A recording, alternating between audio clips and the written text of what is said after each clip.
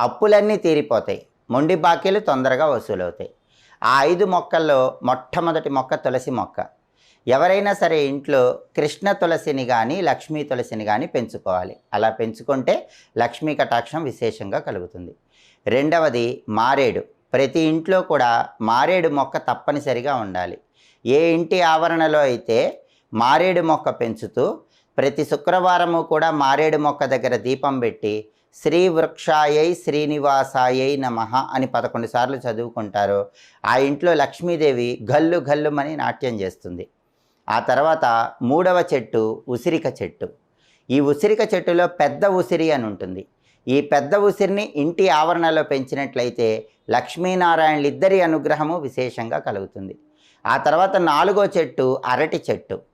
ఏ ఇంటి ఆవరణలో అయితే అరటి చెట్టు పెంచుతారో ఆ ఇంట్లో ఎలాంటి కష్టాలు ఉండవు. డబ్బుపరమైన